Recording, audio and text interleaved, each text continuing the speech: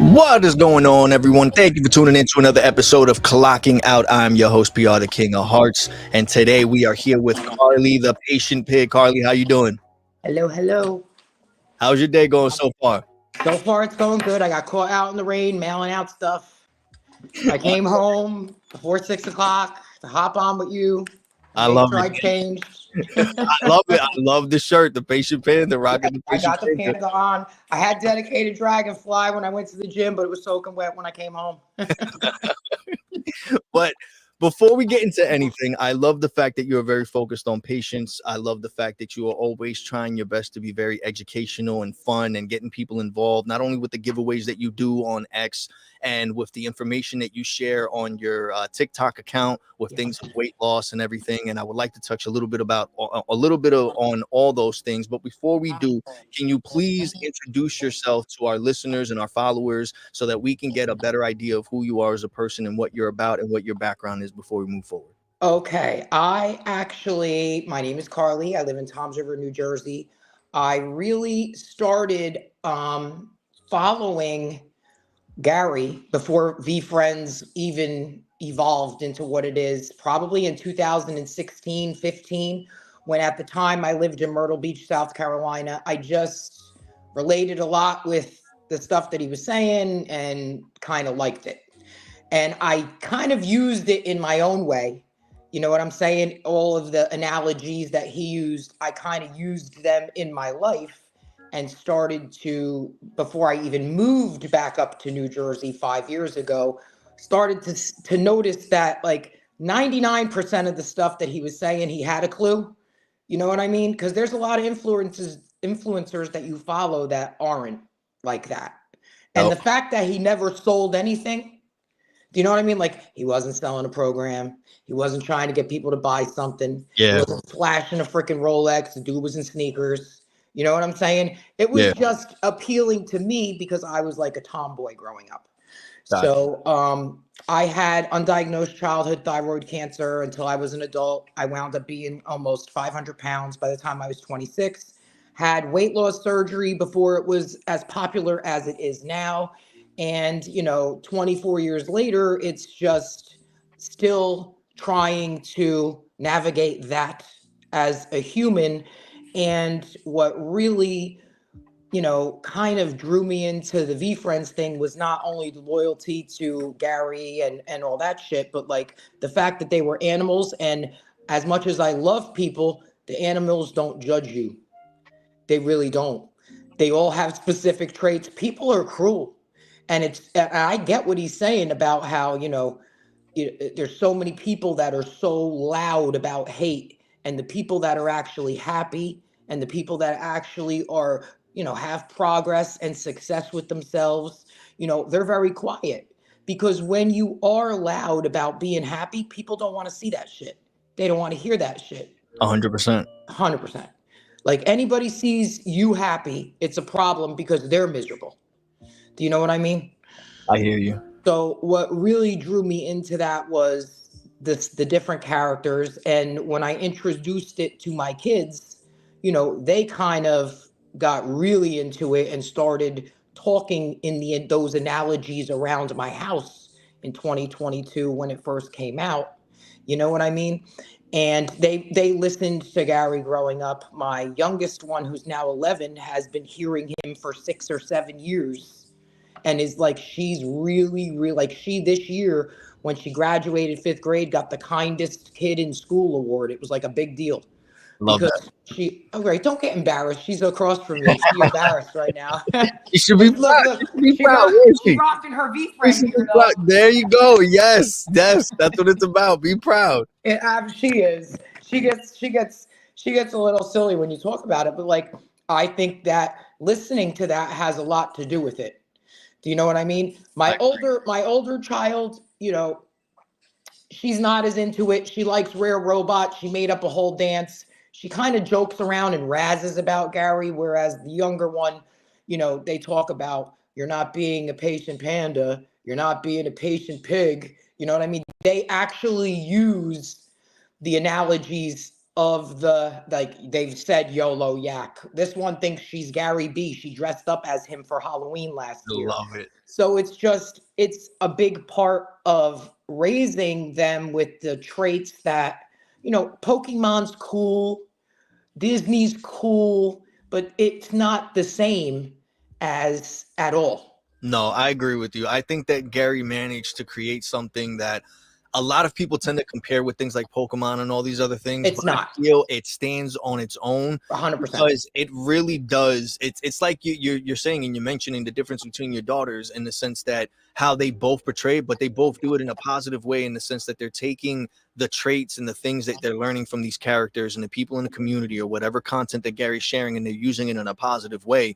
And it's like it comes in their head, whether they're just thinking specifically of the characters of the panda and the pig. They connect it with patience, they connect it with whatever it is that those traits are, and that's really hard to do, especially for kids. It's hard to really get them to think about positive things like that, especially nowadays. All the kids are on their phones and stuff, and Yeah. it's so easy to get caught up with the way that people like disrespect each other or try to put each other down, even if it's in a joking manner. It's kind of hard to get kids nowadays to have that thing where they stop themselves and like, you know what, maybe I shouldn't say this even if it's joking around, or maybe I shouldn't get too excited about this. Maybe I do need to relax and be patient about this and look at it from a different perspective. So the fact that there's something, especially from someone like Gary, who, like you mentioned before we got on, like he could do things, and he could have been set up some type of program or system to make money off of people. Right. But No, he it's did not it in about a that. way, yeah, he did it in a way where it was really just educating people and doing it to keep moving forward, which I really love. And I love the fact how you mentioned, like, you have your kids wearing the shirts, and I always see them with you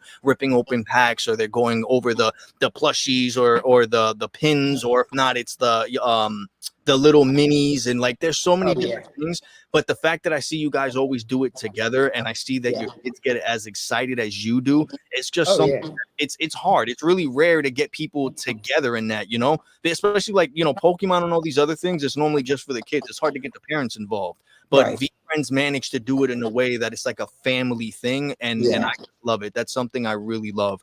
Like we rip open the cards a lot and we have so many cards, but we don't ever play the card game.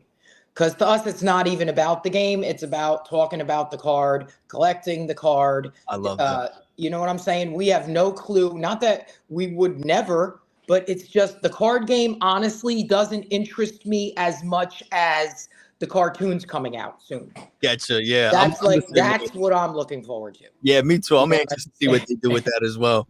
I would be, because like I'm not joking you, like me and my kids, like the other day we were laughing because me and my 11-year-old were watching cartoons. I'm redoing my office downstairs, so I've been back up sleeping in her room for like the last 2 weeks. Otherwise, I'd be down there now. My office is a complete disaster, and my life doesn't allow me. And I am a little bit of a procrastinator in cleaning up, and I don't want to, and I avoid it. So it's kind of like, every night we're up there and I'm like, let's watch, what was it the other night? I wanted to watch the Peanuts. The Peanuts. So I made her watch the Peanuts. Then she was like, oh, we have to get Peanuts, this, that, and the other thing. I love it. Then what's really funny, yeah, we're going to get you a Woodstock, no problem. So then the other day, she comes up to me and she must have seen something I was looking at on Amazon. And she goes, Mom, look, the Fruity Pebble guy has a cartoon. And I'm like, no, dude, Fred Flintstone has a cereal. He was There we go. cartoon There first. we go. I Yeah. lost it. I was like, she thinks the Fruity Pebble guy had his own cartoon. That goes to show, man. A lot of kids are like Clueless. that, man. Yeah. They don't know. They don't know. They don't know how far back it goes. That's crazy. Dude, so every night I go upstairs, I put on Amazon and we try to watch some kind of cartoon. And it's really about trying to find ones that, like, that I want her to watch, because there's so Yeah. much garbage. Yeah. There really is. And a lot of parents, like, and I used to be guilty of this. Like when both my kids, my 2-year-old had she was 2 when she got her iPhone, and it was an iPhone 3. Okay. Then this one here had a knobby when she was like, she couldn't even walk. So because I knew what kind of world, and I was obsessed with that as well. But like, I would be guilty of like just turning on Baby Big Mouth and walking away just to get them to. And then probably about 6 or 7 years ago, I started paying attention. My daughter Gabriella got a TikTok. Before it was TikTok, it was Musically.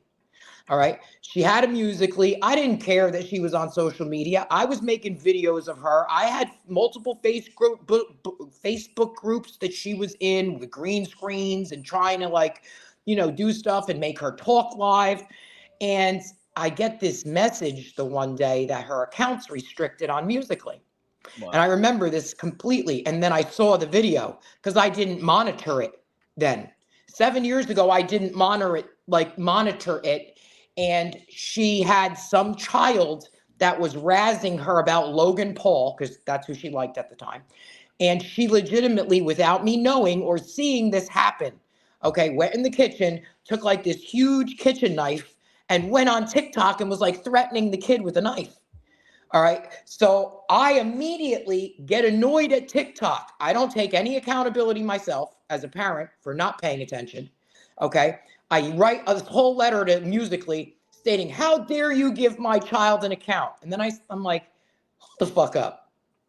This is my fault, not their fault. However, my kids have always been like that because I've given them free reign over. I posted something 3 years ago in Gary's comments about how my daughter Gabriella's had a Twitter account since she was 9, and people lost their fucking shit. All Wow. right, dude, you're none of your business. My Yeah. kids are fucking. Ever since that shit happened with Musically, I took away her privileges for almost a year, and we had a discussion, and it never happened again.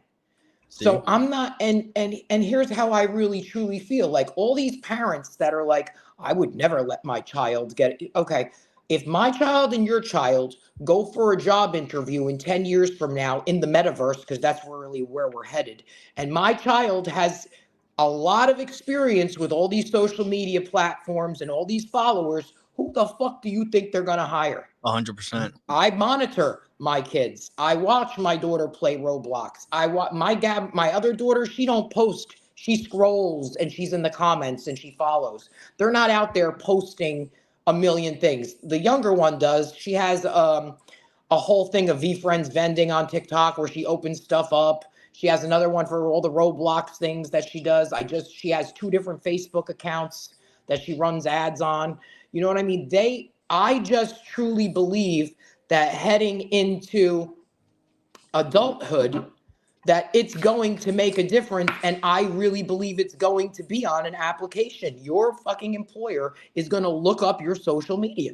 Yeah, no, I strongly agree with you. I honestly don't, no matter whether we're monitoring, whether we're on them like hawks, I really don't believe that there's anything we could do to stop our kids from having access, whether it's to the internet, to technology, to what's going on. Yeah. Everyone, it's like my daughter too. My daughter, she's 12 and she goes on TikTok. I tried my best to like, don't make an account though, but then she wants to be slick. She doesn't have an account, but she still manages to go on it and still scroll. She wants to scroll. Yeah. She wants to keep up with Uh, whatever everyone else is talking about and going on. So I understand it and I get it. So I do agree with you. I feel like no matter, it's something that we just got to accept. It's like Gary says it and a lot of other people, technology is just really evolving really fast. Our kids are getting exposed to a lot of more information a lot wouldn't faster than we did. wouldn't you rather be the one to introduce them to drugs and sex and violence? Yeah, you Seriously, see, yeah, exactly, because you don't 100%. care. Exactly. That's I look at it the same way too. I'd rather be the one to give them the proper way of knowing about Explaining something it. and for them learning it from someone else the wrong way in the street or out there and about where you don't know really what's Or like they're fucked up friends. yes, You know what I'm exactly. saying? Because I Exactly. I didn't have that luxury. Everything was kept from me. Everything was a secret. Yes, we had like a Commodore 64 and we had all this technology, but like there was no social media when I was growing up. But No, if I wanted to know about drugs or violence or sex or whatever, it was like shh. 100%. Yep. You know what I mean? It was Meanwhile, I got shit from my mom and my dad. When my kids, I would watch the first 48 and explain to them what a heroin addict was and explain to this. When I smoke pot, or not that I do anymore, but I have, my kids know I smoke. This is marijuana. I hope you don't smoke it. Mommy's trying to quit smoking it, but this is what it is and this is what it does. It's really not good. I agree. Now it's, dude, my parents lost their fucking shit. No, None of your business. yeah, that would I would understand why some people wouldn't be okay with it, but at the same time, it's one of those things that if you know you had a certain experience with it and you got exposed to it in a certain way that you know wasn't proper, you're trying to go the right way of it. There's no way that you can stop your kids from learning. They're gonna learn about it one way or another, Right. but you always want to be the one to properly. It's not about introducing them, tell them, listen, go do it. But you want to let them know, listen, it's out there. This is what can happen. This is what can't happen. Just be responsible and this and that. I would much rather 100% because I've smoked myself, but I would much rather have my kids want to smoke here at their house than to them be somewhere else where I don't know where they are. God forbid something happens. They don't know how they're going to react to it. They don't know how other people are going to react to it. It's a crazy world nowadays. But at the Right. end of the day, I totally agree with you in the sense that we need to be the ones who are Introduce them. and introducing them to this the proper way, especially if we've had the firsthand experience doing it ourselves. Right. It's better for them to hear it from us that we're going to cut the bullshit. We're not going to beat around the bush about it. We're not going to make it seem like it's this magical thing. No, this is what sex is. This is what drugs is. This is what this is. This is what, yes, it's good. It's amazing. It's fun. It's that, but there's also consequences if you don't do it responsibly. Right. And the parents that don't, and I'm not judging anybody, I'm saying, hear me out. Okay. I hide sex and I hide drugs and I hide guns from my kid. Okay. My kid's out in the street and has no idea, and her friend is smoking weed. Now what is she going to do? Okay. I am out. I show my kid a gun, and this is a gun. This is heroin. Not that I have them on heroin, but I've introduced them to this is fentanyl. This is what Oxycontin will do to you. This is what people do with Oxycontin. This is what Yes. people do. Like, this is alcohol. Do you want to try a sip of alcohol? I don't drink. I can't physically because of my surgery. I'll get sick to my stomach. But here's the thing. Like, my daughter, Gabriella, like, and I'm not bringing up anything political, like, she legitimately will tell me when current events happen in the world, and she's like the first person on Twitter to be like, dude, I found the person that supposedly Trump shot Trump. And I'm like, dude, I don't even go on there like that. But like, she's really wrapped up in, hip hop and culture and current events and what's going on in the world. She doesn't care about who Joe Biden is or Yeah. Donald Trump is. She cares about the news and Yeah. what's going on out there. She's extremely intelligent. The child is home. I took her out of school 2 years ago because she wanted to be homeschooled. And sadly, this is how it went down. It was, Gabrielle, you want to be homeschooled? You do all the legwork. You find the school. You show it to me. I want to pay and sign you out of school. I don't want another thing to do with it. The end. What, you need to go see a doctor? These are the phone numbers. You call and you find a doctor. Some parents be like, how dare you? How dare I teach my child to take care of herself? Yes, you're teaching her independence. There's nothing wrong with that. There's nothing wrong. Everyone does it a little differently, but there's no way that someone should be judgmental on another parent for actually Absolutely giving them not. that experience. Because if it doesn't happen now, it's going to happen at a time that they Dude, least. at 15 years old, if you need to go to the doctor, she has a regular doctor, but at one point she wanted to go see a specific therapist. No problem. I will take you anywhere you want to go. I will pay for it. I will whatever. Show me what you want to do. You do the legwork. You make the phone call. You do. She's 15. It's not like the 11-year-old I'm not doing that with. However, if you're 15 years old and you're getting your nails done and you're taking your bicycle up to Buffalo Wild Wings yourself to buy yourself food and you have a Cash App, guess what? Pretty soon you're going to need a car. You're going to have me doing your laundry too? Yeah. Sadly, my mom does my laundry. Do you know what I'm saying? And then when I try to do it myself, it's an issue. Yeah. I've always been, my parents have babied the fuck out of me and my brother from day one.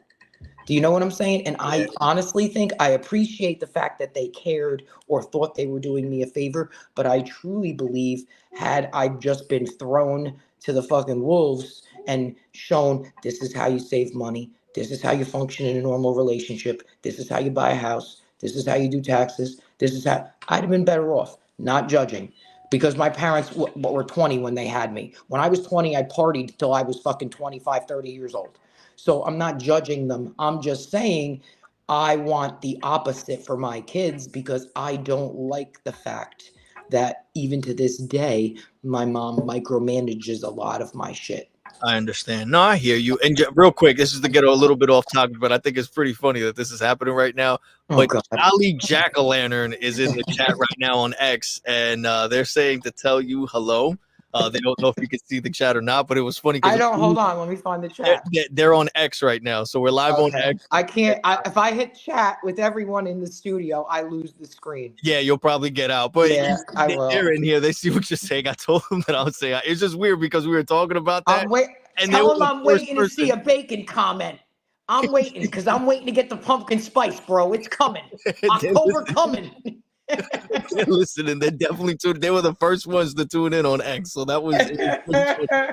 But being that we mentioned that, let me get into this real quick. I wanted to ask you, tell us about your story behind your social media handle, the Patient Pig. Why did you pick the Patient Pig? I picked the pig and the panda because I legitimately, I'm not good at a lot of shit, but I'm telling you, I am fucking patient as fuck. Like I swear to God to you, I will stand somewhere and wait. You know what I'm saying? I will not for I'm not rushing anything at all. I don't care that in 4 years I could have had faster, quicker results. I wouldn't have learned as much. I don't care that I only have 600 followers as Patient Pig. I could easily go on to VeeFriends on their social and go follow every single one of the people that follow them, and they'll follow me back. I'm not trying to do it that way. I'm trying to do it slowly. I'm the fucking turtle. That's why I really can relate to Patient Pig. I'm telling you, there is nothing like, just like how Gary says, he's not looking to get a loan to buy the fucking jets. If he wanted, he could go get fucking a loan right now. He could go public. He could do a 100%. million different. He don't want to do that. And I'm just saying to you, like, I want to have results of what I'm doing over the course of 20 fucking years, not fucking a year, not 2 years, not 3 years. Like I had to lose fucking 300 fucking pounds. I had to wait and build back and gain 100 pounds back and lose another 40 and gain another 60 and lose. Like you need extreme patience not to get on a scale as a formerly obese person and not want a fucking number. 100%. I And agree. I just think out of all the traits, that's the one I relate to the most because I'm just like, okay, nobody's gonna die. It is what it is. If it gets done, it gets done. If it don't, and I'm not beating myself up over it. I Like love the amount of people that fucking rush shit and then beat themselves up when they don't have a result, in even in this community, not in a mean way. I read a lot of the comments. I actually, as Patient Pig, go in comments of people that don't even follow me or VeeFriends and say things.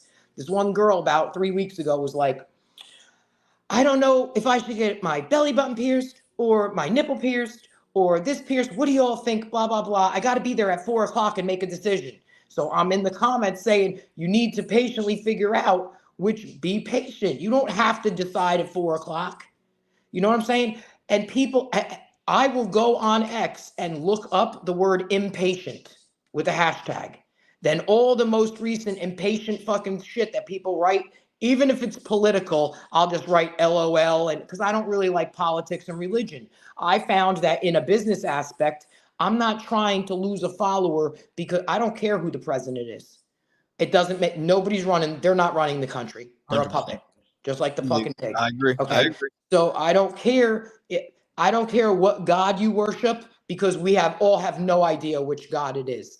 I just don't, I'm not a racist. I'm related to many. I don't believe in, I'm not saying I don't believe in a God or a higher power. I was raised Catholic. I had to have communion and confirmation and all this other crap. Okay. Baptism. That was my parents' life, not mine. I believe that everyone is allowed to choose whatever God they want. Okay. So I try to keep politics and religion, even though I find all the memes about Trump funny and all the memes about fucking, but there any fucking meme is funny. Do you know what I'm saying? So for me, it was really about, I just think people are in a rush and they're not fucking patient. And I'm talking like 99.99 and even me sometimes. Like I can sometimes be in a rush, but not to the point where I'm like I'm going to die tomorrow if my arms aren't built out or I don't have abs. Like, if, 4 years ago, I made this Twitter post because when I really like sat down and I was like, this dude really think he's gonna buy the fucking Jets. Okay. And here's the thing. I sat there, whether he does or not, I don't care. The thing is, who wants to do that by them fucking self? Think about not the fact that with the money, not that have that big of a goal. And it's bad enough the amount of people I saw that would laugh at him in the comments that I legitimately, as out of shape and overweight and disgusting as I was at the time, because I really only started working on my physique 4 years ago correctly, okay, and working out every day for hours a day. All right. I like went on there with my big ass fat stomach and was like, well, if Gary Vee could buy the Jets, I'm going to get abs. Not because I wanted abs. I just want this dude not to feel like he had to do something ridiculous alone because he was constantly getting fucking comments made fun of. And I know what that feels like my whole entire fucking life. I love that. And You know what I mean? you mentioned being a part of the VeeFriends community. What inspired you and got you to want to go as far as getting the characters tattooed on you? Okay, so about 6 years ago, Gary put up this fucking video. It was called Fix Your Well, Not Your Sink. Okay. It was one of my favorite videos because I'm telling you right now, I memorized probably almost the whole entire fucking search engine that he had.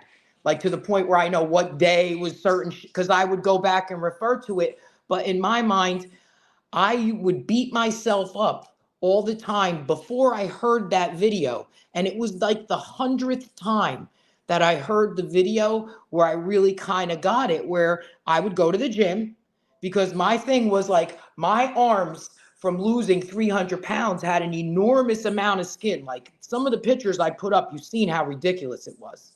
Do you know what I'm saying? And I would go to the fucking gym, or I'd come home and I'd fucking just do bicep curl after bicep curl after bicep curl, and nothing would change. And then one day I was watching that fucking video again because I seen it on my fucking Facebook feed because I live on Facebook. Most of my business is on Facebook. I'm not on Twitter as much as I should be. But like that video, when I heard it that day, I was like, hold on a second. It's not my arms that I got to fix. It's my back, my chest, my traps, the bigger muscles. Those ones are going to fix the fucking skin on my arms.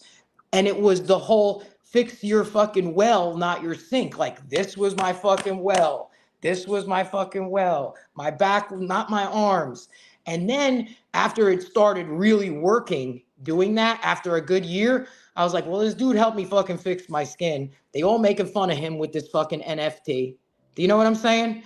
They all don't believe in, not all, majority, okay? Giving him a hard time about some fucking characters. And I listened to the Workplace Warriors fucking spiel that he did and all this, that, and the other thing. And I was just like, I'm going to start with Rare Robot because my kids, this was my first one, Rare Robot. Then I did Gary B, which is over here. Okay. And then I already had a couple like these ones, my kids' names and shit. This one I put on my arm, the Capable Caterpillar, because last year my arms weren't as nice as they are now. And I'm like, bitch, you fucking capable. Like, then it just started to, like, the Patient Pig went on my chest because this shit took fucking forever to build out. You know what I mean? But honestly, I was like, this dude helped me fix my skin, which was the most important fucking thing to me. I don't care. I don't. It was almost like, you know how he throws up the 5 to his mom. Yeah, It's really like a nod, like thanks, motherfucker. See you later. Bye. You know what I'm saying? I Because love I'm not calling him. I'm not in his DM. I'm not like, I don't give a fuck if he sees them or not. It's eventually somebody gonna see it because I truly believe, in 5 or 10 years, people are gonna look at, like, I have an enormous amount of followers and customers because weight loss surgery now is way more popular than it was 24 years ago. You can't find somebody 24 years after weight loss surgery with my results. You cannot. Show me. You can't. Being that you're mentioning that, I want to touch on that also because you do have a very remarkable journey. I've been following you for quite a long time. I know about the pictures you're talking about. Yeah. I know about everything that you've been sharing. I've been watching you grow and build up to what you're at now. And congratulations on Thank you. everything, because you look amazing. You've been sharing your progress. You're always at the gym. You have no days off. But not only that, you also take the time to make content that educate and help other people that have been in the same similar situation, such as yourself, or who are trying to get there and just trying to do something about weight loss in the right way. Like you mentioned, right now it's really popular, but right now it's like a lot of people do it for the wrong reasons. A lot of people do it the wrong way. It's hard to believe, to say it, that there's a right and wrong way to lose weight, but there is. Their whole yeah. Some And people I've done it wrong for 20 years. It was only 4 years ago when I heard that fucking video was like, I didn't want to gain weight. Like I legitimately, I was down to 149 pounds and I was a bag of skin. I couldn't even walk up the stairs. I couldn't carry 2 or 3 water bottles up the stairs because I was so weak and I lost all my muscle. And I really believed in my sick mind that I needed to lose another 10 pounds and I'd look like I look now. Do you know what I'm saying? I want to touch on that. You underwent gastric bypass surgery 23 years. No, 23. August 7th of 2000. So like probably in 3 weeks, 18, 19 days, 16 days, it'll be fucking 24 years ago. 24 years ago. Can you elaborate on what led you to make that decision, or what was going on that had you take that decision or take that route? I had already exhausted every other avenue multiple times. I did not eat enough food to be growing at the pace that I was growing. In 2 or 3 years. I went from like 350 to 400 pounds to 467. And it was that or die. And my dad and my boss, John, at the time, because I had a really good job. Do you know what I'm saying? Like I sat in an office behind the fucking phone all day.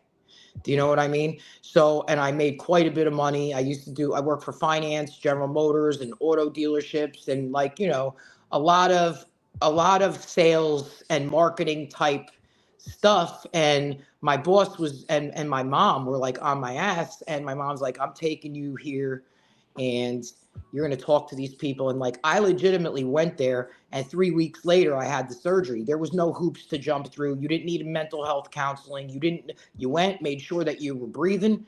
Here you fucking go, lay on the bed. And it was like nothing like it is today. I was told to eat baby food. I was told I'd be on these drugs forever. I was told not to eat more than 1,000 calories a day. My stomach was this big. I developed multiple eating disorders. I didn't have the right in my like, I'm not joking you. Like there was a time about 4 years ago, I was still throwing up food, eating in large quantities, chewing. Like I'd spend $40 or $50 on donuts, and I'd come home and I would chew these donuts and spit them in a bag. I wouldn't even swallow them because I'd get sick. Like the amount of eating disorders I had, because there was no counseling for mental health and there was no support system. Like when I had the shit, there was no fucking internet. You know what I mean? And nobody else had it. Like these people today, I'm not saying they're lucky. I'm just saying, like, I didn't have a group of 37, like my one group on Facebook's 37,000 fucking girls, and mostly girls. Okay, there's some dudes in there. I didn't have that. I didn't have somebody telling me, yo, you need to stop. Don't listen. I eat almost 3,000 calories a day right now. And it's difficult. I eat a geriatric diet. Most of it I drink. Of course I want pizza. Of course I want fucking cupcakes. Of course occasionally I want shit. It doesn't serve my goal. It doesn't serve health. It's not going to and these people aren't given that. They're given, okay, eat 90 grams of protein a day. That was my shake before I went to the gym. Like, yes, granted, it took me 2 hours to drink. You know what I mean? And the supplements that you have to use, like, they're just not educated. And it's really a business to most of these doctors. It's just like how Gary says, like, the education system is broken for kids. The fucking bariatric system is broken for obese people. They purposely, I went to 5 plastic surgeons before I fucking 4 years ago, 4.5, 5 years ago. Everyone said, you're never going to fix that skin without surgery. You need this, this, this, this. I still have all the paperwork. That I needed $30,000 worth of skin removal. I haven't had another fucking thing done. I fucking love that. Do you know what I'm saying? But it took 4 fucking years and I'm still doing it. So I'm not like, I just started seeing noticeable leg muscle. I just started seeing noticeable core muscle. My calves are chiseled as fuck. My arms and back and shoulders are. It's just, but it's not going to the gym 1 or 2 days a week when you feel like it. And it's legitimately like you have to become obsessed if you want that result. Do you think Gary's building a fucking global agency by working a 9 to 5? And 100%. people are like, she's obsessed. She's crazy. No, I want a result. I'm not here for a mediocre fucking journey. No, I agree with you. People will say obsessed or crazy, but I just look at it from hearing you and hearing your passion and everything, and like I said, from following you and seeing how you are, you're just focused and dedicated, and I fucking love it. I fucking love it. The And I fact that just, you had so many people telling you you can't do this unless you do that, and you can't do this, and this isn't gonna happen, and now you're sitting my here. own mom, my own mom was so mad. Could you imagine? 4 years ago, so mad when I said to her, I need to gain weight. I can't believe you're going to try to gain weight after you just lost all this fucking weight. It was hard. Like I cried. I'm like, I don't have nobody fucking backing me up. No, And it sucked, but I just knew in my heart I did what they wanted for 20 years and it didn't work. Do and you know I what I mean? I know that you also shared in your bio how you mentioned you struggle with starvation and diet pills. Can you share some of your challenges that you faced while you were on your weight loss journey? I did everything but what I'm doing now. I did cocaine. I drank 5 hour energy shots. I took diet pills. This is why I'm so loud about these people that are all on these weight loss drugs. Like they go have surgery and then 8 months later when they're not fucking, they don't look like Giselle. Okay. They're at their doctor's office looking for Monjoro or Wegovy or whatever. If you're a diabetic, I understand. If you specifically need it, which is only a small percentage of people, I understand, but they're marketed to obese women and women who don't like their body on purpose, and they're given to them like Tic Tacs.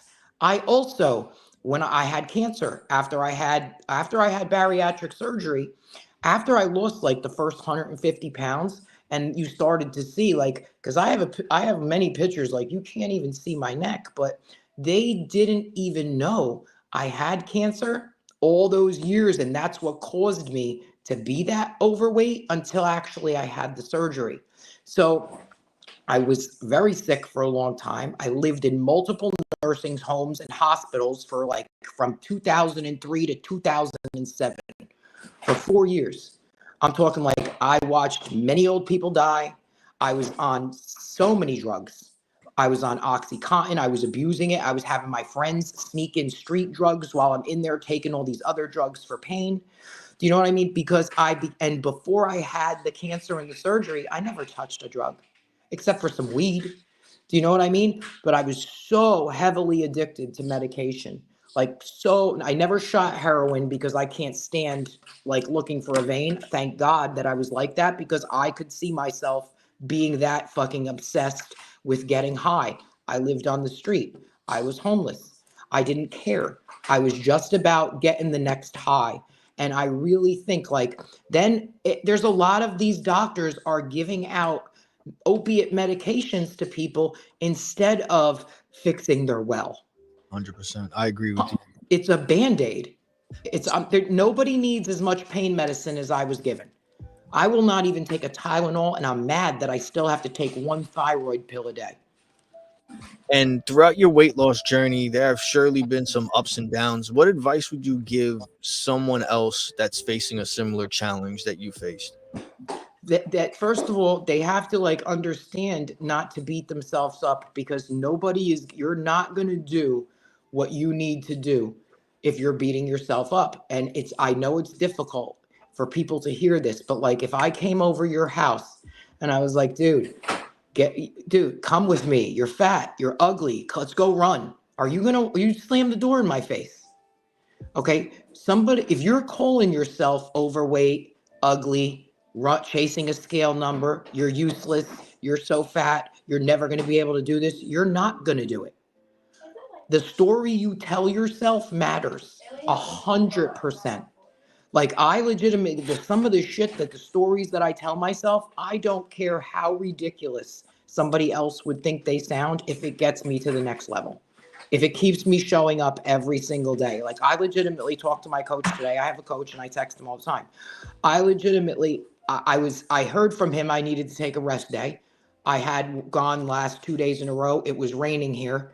I'm not, it's not even about the result anymore of physically of me going there chasing muscle. It's about, that's the only place that I feel good about myself. And about 2 months ago, my brother died. He's younger than me. Okay. I tried to help him for a long time. And when he died, I fell back into smoking weed again for a good 2 months, like heavily, after I didn't smoke for 9 months. Do you know what I'm saying? Because I tried to quit 2 times. I quit for 9 months. And about 2 months ago, I was like, I'm just so sick of my own fucking shit. I don't need to be on fucking weed. I don't need to be smoking weed. And I'm not judging anybody who does. For me, it's I'm complacent. I eat garbage. I talk nasty to myself. I wave my kids off. Don't come out here. I'm smoking. Mommy's smoking. That's like, what kind of example is that shit? And I'm I not saying it in a mean way to other people, because I know there's people that, like, if I say that on Facebook, they're like, oh, well, some people have cancer and need it. Okay, I don't. You could do whatever you want. I'm saying it's a huge deal for me to stop, and it's something I've wanted to do for a very, very long time. Obviously, I quit twice for 9 months. You're never, ever, ever, ever gonna stop something just like this and be you have to fight for it forever. I honestly, today, I even said to my coach this morning, I'm like, you want me to skip? I'm not skipping. And I sent him a picture. I'm not skipping. If I skip, I sit around here. I don't do nothing I'm supposed to do. Yeah, there's a couple I need to physically be moving around, or I don't feel well. My back doesn't feel good. I will say to myself, Carly, when I laid down tonight, I would have said, you should have at least taken your bike. You should have jogged more. You should have done this. You should have. I don't want to have that conversation with myself, because that's beating myself up. You know what I mean? I really, first of all, thank you. Everything that you're saying right now is really hitting home. A lot of people. We have 68 people right now tuning in. Hi. There's a lot of people in the chat saying how addiction sucks. I agree. Also, I've been there myself. A lot of things you're saying are hitting home right now. You're going to be an addict forever. I'm a drug addict. I'm going to die a drug addict. How I control that, that's the problem with the perspective of people. They're trying to be clean. You're not going to be clean. You're going to fight that shit every fucking day. You're going to have a sip here, you're going to have a sip there. One day when you get sick and tired of your own shit and you channel that into some other type of, I don't think there's a problem for addiction transference. I would rather be addicted to showing up for myself in a fucking gym than at the dispensary with fucking $100 a day habit. I love that. See, and It's that's the true. thing. I feel like a lot of people need to hear that more. A lot of people, if they're There's not good scared of it, addictions. yeah, if they're not scared of it, they just don't believe that they can do it. They You don't know can. that they're strong enough. And hearing someone coming from something such as you, it's not like one thing. It's like a combination of different things. And then everything you're saying is not, you're admitting it to it, that you pointed the blame to other things, but you would always stop yourself and you always self-analyze and you always start looking at I what you're always did. capable of. And My fault. I love it. Yeah, and Dude, I exactly. got this. Look at this. This one. There's one on my hand that says my fucking fault. See it? And every time I start to like blame somebody else, when I point at myself, I could read it say my fucking fault. It's all my fault. See, and it's really mind blowing talking to you because I'm gonna be honest with you 100%. I literally thought that you were just getting. This is like making me even respect you even more. I'm just being flat out honest, and this is why I'm like really falling in love with you right now. I swear to You're so God, funny. because you're being so upfront and honest, and it's really fucking hard to find someone to be this fucking honest. And I'm a person that believes real recognizes real. You can't bullshit a bullshitter. You can't. You're really being upfront. And I honestly thought for the longest time, I was like, all right, this person's crazy. They're just getting all these tattoos and it's like from someone else's thing and that. And in my head, like I understand why some people do certain things, but it's like you literally have your entire body covered head to toe. And Almost. and I always looked at it like she's still going. And it's like every other week or every other day, you're like, I'm getting another one and I'm doing. Yeah, but they're like there are things that I was working on. It wasn't just like exactly. And that's what I'm seeing now. And that's something that's like, unless like you really pay attention to it, it's like now even the one on your hand and the patient pig on your chest and like you explaining it is making me just really be like, dude, I got this one that I broke this pinky. You see my pinky? I broke this pinky about 10, 12 years ago. All right. And I had him put promise on the fucking pinky, on the inside of this pinky. Like there's a reason I have every single tattoo on my hand. There's things hidden. I have a number 3 hidden. I have a number 8 hidden. Like there's a lot of shit people don't even know. I look at it. It inspires me. It's not like I'm just like, hey, check out this tattoo because I think I'm cool. I don't give a fuck if Gary sees a fucking tattoo I have. Thank you for making me learn fucking accountability. Thank you for making me learn patience the right way. Thank you for making me understand fucking Rare Robot. Okay. And I put it right by my watch. Okay. Because honestly, when I'm down there and I'm sitting there and I'm looking at how long I've been in the gym or how much longer I have to run, and I look at the fucking robot and I'm like, dude, you rare as fuck, keep going. Nobody else out here fucking 3 hours. You're going to fucking do this. And honestly, when I look at the fucking robot, I'm like, dude, you have to be rare. You have to, if you want fucking extraordinary results, you have to be fucking rare. That's the conversation in my head. I don't really care if people are just like, oh, I could care. I've never been to VCon. I'm not going to VCon. Love y'all to death. Okay. Not in a mean way. Like I got fucking kids. I got a fucking business I'm trying to catch up with. I respect it. You don't understand. Trying to get out of my mom's house. It's like, I'm just not. I fucking love it, man. You're just being you know flat what I mean? out. You're just being flat out raw and honest. And I think it's something that a lot of people need. And I'm telling you right now. I'd love to go someday. And here's the thing. I know this motherfucker gonna have another recon. Yeah. I don't care what. Okay. You know what I'm saying? I believe it also. And if he don't, okay. Yeah, but still there'll be something. I love it because you're finding you're a lot of other people have their own reasons behind chasing cards or characters and all this other stuff. I gave them away. Yeah. I'm not even joking you. And that's what I love about it. And it's like I see that you just have this deeper. A lot of people say a lot of shit that you're saying. You're literally leading not only by example, but your actions are speaking for your words, and they're speaking very loudly because you're showing that it's not that you don't give a fuck and like you don't care in a disrespectful way, but it's like you found your reason why you care about it, and it's giving you peace. I want other people to find their reason. Yes, and that's what I love about it. And you could tell by the way that you go about expressing things and sharing things and getting people into the things and the giveaways that you do and all that. You do everything very carelessly because you don't have a hidden agenda or some type of motive behind anything. Whether I don't like, if you knew how much money it cost me not only to give away, and I don't care about the money, but like people don't think, like I legitimately had to spend $100 to mail a patient pig card to another country. I spent $80 to mail 1 pack of cards to Rio de Janeiro. These people don't have access like we have access. I'm not going to die over $40. And it'd be really cool if somebody from another country sent me some shit. Yeah. You know what I'm saying? And that's how I think in my head. Nobody's going to, and to share something that got you here, because it really did. You know what I'm saying? I'm not being mean, but like I legitimately, I'm not saying the name of the person who this is for, but like this is like the 3rd or 4th box of shit. This is all going to somebody for free. You know what I'm saying? And it's just like I got all sorts of shit. Flex and Fox, we're gonna do a giveaway with the Heart Trooper pack. Like, look, not even joking. There's rares and fucking. I don't care.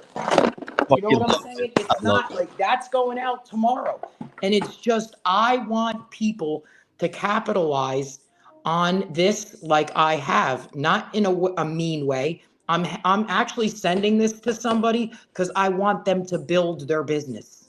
I love that. Do you know what I mean? I've already built mine, and it's not VeeFriends. I used VeeFriends to get where I'm at. I know you're involved in VeeFriends and you could do a lot more with these cards than I can because my fucking eBay store is a flat mess. Do you know what I'm saying? I hear you. And they sit in a box. They sit in I have cases downstairs, unopened boxes. It's just, I want to give the shit away because the IP did a lot for my head. What are some of the biggest lessons you've learned about yourself and healthy living in this journey that you've been on with losing weight and just being positive and healthy and just taking the time to make the right decision, not based upon what other people look at what's right and wrong, but what you feel is right, what makes you happy, what makes you feel good? What are some of the biggest lessons you've learned in this journey that you've been on? Number one thing is I had it in me all along, and I listened to everybody else told me I was too fat, I sucked, I wasn't going to do it. And that part of going against, like, I purposely, and this is one of the traits I'm trying to like not do a lot because sometimes I'm wrong, but it is what it is. If somebody challenges me and tells me I can't do something, I will purposely go out of my way to do it like 2 times. And I think it's because everything I was told I couldn't do, I've done. And I just find it a challenge and more of a game for me than anything. You know what I'm saying? And like it really is that way. Like I think competition is fun, and like Gary says all the time, you could like I will tell like my coach, my kid, like me and my kid play a game, I swear to God, you're going to be pissed when I spank your fucking ass. And I used to be 5 or 6 years ago, like I used to be the opposite. I would let people win just because I was worried about them not liking me. I hear you. You know what I'm saying? So it and I could have done a lot of other, and I'm not going to dwell on what I coulda, shoulda, dida, or whatever. However, I wasted way too many times in my life not doing things that I wanted to do because I was worried about somebody, the person who told me I couldn't do it was probably right and I wasn't. I didn't trust myself. That I'm still working on. There's a lot of things right now I still don't trust myself with in certain decisions. I'm very, very introverted where I'll talk on here all day, but to go hang out and have a cup of coffee with somebody, it's like, I'm not interested. Like to let you in my heart, in my head, no, thank you. And I'm working on that. And I'm just being honest. Like I don't have friends. I have people I know that are acquaintances. I have people that follow me. I have clients that I help. But if I was right now drowning in the ocean and there was one person I thought that would have my back, I couldn't name one. I completely agree with you, and I can relate with you on that. There's a lot of people in the chat also. Just so you know, I know we're really pressed for time. I'm only going to ask you 2 more questions. I know that you got to go. But real quick, just so you know, this is the most people I've ever had tune in for a live stream. Oh, good. I'm glad. That's awesome. People. 83 people are tuning in right now. So isn't that a little strange since there's 283 characters? I know, right? I'm really like that about numbers, dude. I'm a wacko. Real quick, just everybody who's tuning in, thank you so much. Shout out to Nacho, shout out to BroFit, for a Jolly Jack-o'-lantern, whoever you are. We're trying to figure it out. But dude, I'm telling you right now, I'm gonna find out who Jolly is. We're on a mission to find out. BroFit, thank you for coming by. I'm gonna go to Hacker Tech on fucking IG and take $100. So we've been on right now for almost an hour. And I want to respect your time. I know that you got to go. So I just want to ask you 2 more quick questions. Looking back at everything that you've been through, what are some of the things besides for VeeFriends and weight loss? What are some other passions or hobbies that you have? I'm obsessed with food because I can't eat it. I will cook 8,000 things and give them away and throw them in the garbage. And what is the last question that I have before we get out of here? What is, and real quick, if anyone wants to go and show some love to Carly, please go do so. All her information, follow my Patient Pig account, dude. It's gonna be in the description to wherever you're listening or watching this, if you're watching this pre-recording or not. So please go and give her a follow, show her some love. Check it out. She's always doing giveaways, always giving out some amazing information, as well as on her TikTok. So I'll be sure to have all her social media contacts and all her profile information in the description below. But real quick, before we get out of here, what is a question you wish you were asked more often? Why do you do this? And why is that? Because I don't want anybody to try to kill themselves, because I did. And I'm really glad it didn't happen. And I just truly believe that a lot of people that are in my position, when they lose all of their weight, a lot of these women, all right, are so much worse off than before they had the surgery. And I've had 2 clients already that were in the hospital and died. You know what I mean? And it's just, I don't want somebody to swallow a bottle of fucking pills like I did. However, had I not swallowed that bottle of pills, they would have never had found out I had cancer, and I would have been dead anyway. Because it was just like so it was kind of like almost committing suicide saved my life. I hear you. And it's crazy. It's not easy to talk about things like that. I've been there myself, with whether it's the addiction factor or taking your own life or contemplating, or and there's people in the chat as well expressing that. Carly, you were fucking amazing. You're badass. Thank you. You're amazing. you know Especially what we were talking about before we came on, I would never have been able to tell. I'm telling you, like, I'm holding back tears because there's a lot of things that you're saying that's really fucking hitting home, and Good, I'm glad. And it's crazy. Just thank you for being upfront. Dude, thank you for having me. And everything. I really love it. And for everyone in the chat and everything like that. Thank you, everybody, for showing up and listening to me. I really hope that we can talk again. You don't understand. You have me I'm like overwhelmed, because I'm just like thinking about everything, and it's making me think about things that I've been through and everything like that. And it's just fucking amazing. You're a badass fucking motherfucker. I'm telling you. Right, you don't understand. You're gonna make me cry, and I have to call somebody. I'm sorry. You don't understand. It's hard for me to find people that I feel like I relate with. I'm like you. I'm by myself 24/7. I go to work. I'm a single dad of 2. I focus on my kids. I do this, and I try to stay productive and keep my mind off of dumb shit. And this is why I do this. And I try my best to have an excuse to talk with amazing fucking people like you. And literally, you're just fucking badass, man. So I know your kids are very proud of you. I know you're proud of yourself. I know there's so many people here 100%. proud of you, and just insanely proud. So much for sharing that with us.